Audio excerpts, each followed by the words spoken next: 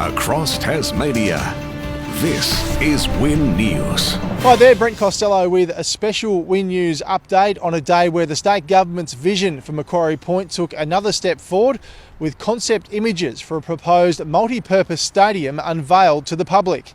I think today is a really exciting and important step in the life of this project, and I'm steadfast in my belief that this project is not only going to be transformative for Macquarie Point but also for Hobart and for Tasmania. There's a huge amount of work that's gone into this. We wanted to create something that is for all Tasmanians and is uniquely Tasmanian, and we're really excited and we think we've done that. It features a woven style facade that has been inspired by the shape of the roundhouse structure that used to be part of the Hobart rail yard on the same site. The government says the maritime heritage of the area has been taken into account and culturally informed under the guidance of Aboriginal community members. The structure will be highlighted by a fixed dome-shaped roof, which will be supported by an internal steel and timber frame and use transparent ETFE material, which is plastic-based and designed to have high corrosion resistance and strength over a wide temperature range. It will allow light in, support natural turf growth and avoid the need for large light towers. Ultimately, it'll become the largest timber roof stadium in the world. The height of the roof actually results in a diffuse shadow. So you don't actually get hard shadows like you see when the roof is open at Marvel Stadium or the edge of the MCG on those days. You don't get a shadow like that at all. So the issue in terms of impact on play is minimised. Despite having a fixed transparent roof, the temperature inside won't be a problem as it will be naturally ventilated. We're bringing in cold air down the bottom and extracting the hot air at the top essentially. Rain might be heard when it hits the ETFE material from above. No doubt that there's a slight drumming noise, but again it dissipates very, very quickly, and the record that we've seen of other stadiums where the ETFE has been put in is that it hasn't created an issue. But wet weather is also a bonus as the material self-cleans. Now, it is recommended that you get off and you hose it down once a year, but it actually does maintain a high degree of transparency because water and dust doesn't stay on the surface. It actually gets washed off the surface whenever it rains. It'll also include a 1,500-person function room with views to Canadian Mount Wellington, a stage pocket in the northern stand to support concerts and events. It is a fully enclosed venue, so in addition to those function centres, we just can offer all sorts of exhibition spaces, a fully enclosed concourse. The range of what we can offer this state now is untapped. The venue will also be ready to host top-level cricket, with its design informed by modelling of cricket ball trajectory data. What we've done through here is we've worked actually through looking at Hawkeye and the ball technology to actually assess the maximum height that anyone's hit a ball, which was quite interesting. Then actually push the roof to 50 metres, which cricket was really happy with because there's no instance of anyone hitting a ball at 50 metres, and if you do hit the ball straight up at that sort of height, then you probably deserve to be out. The venue also has the ability to expand its capacity beyond 23,000 in the future if required. The gap at the moment between the last row of seats and the top of the roof, which is enclosed, allows us to bring another annulus of seating around the back of the upper tier, and that's how we achieve the extra capacity.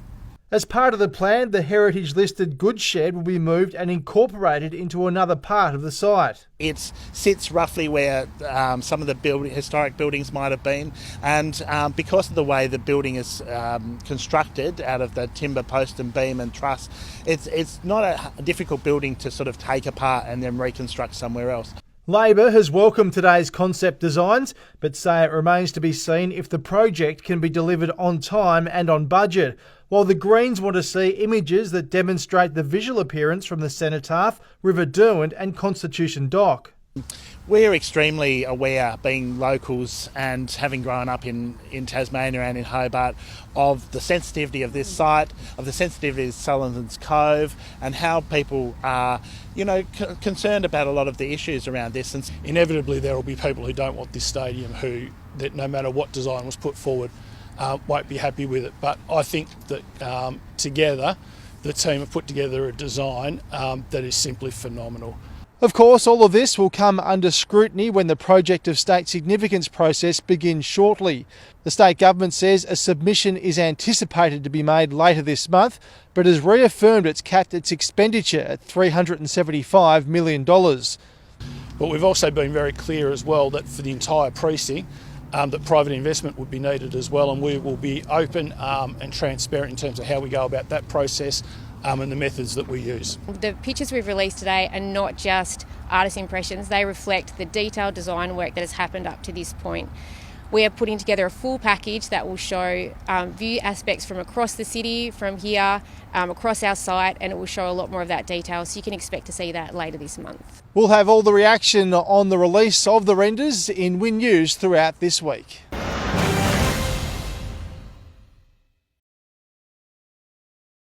Live from our 7 Tasmania studios, your nightly news with Peter Murphy begins now. Good evening. Tasmanians have had their first look at the $700 million Macquarie Point Stadium, with design concepts released today. With the world's largest timber roof, it's eye-catching, but it hasn't won over sceptics. Billed as uniquely Tasmanian, the designs for the Macquarie Point Stadium are finally here. When you're sitting in the stadium, you'll know that you're in Hobart. You'll have views to the mountain, you'll have views to the cenotaph. You will know that you're in Tasmania. 23,000 seats as planned. There's also a 1,500-person function room and single continuous concourse.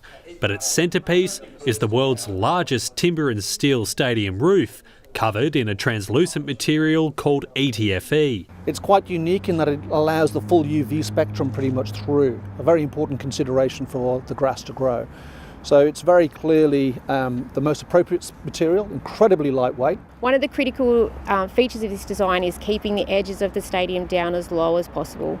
And that's really important for the impact it has and the experience you have in the space around it. The visual impact has been a key concern. The stadium's outer lip will be 22 metres high, rising to 51 metres in the centre. The images released today don't include views from the cenotaph or Hobart waterfront. This is clearly more PR than planning, and we continue to be deeply concerned. It looks good, we're positive about it, but ultimately it's up to Jeremy Rockcliffe to deliver it on time and on budget as he committed. The Mac Point Development Corporation CEO today confident it can be built by 2029 and to the $715 million budget. Yeah, unique stadium, it won't be another concrete coliseum. Stadiums are stadiums. I mean, nice that there's a roof, so if you're dead keen to go in this winter time. The reviews, mostly positive. But as for whether it can win over a divided public... It looks great. It doesn't really change my opinion on whether I personally think it should get built. I could probably live with it a bit better than what I've seen so far, but I still don't like it. But that hasn't rattled the government's confidence. This project is not only going to be transformative for Macquarie Point, but also for Hobart and for Tasmania. Josh Duggan, 7 Tasmania News.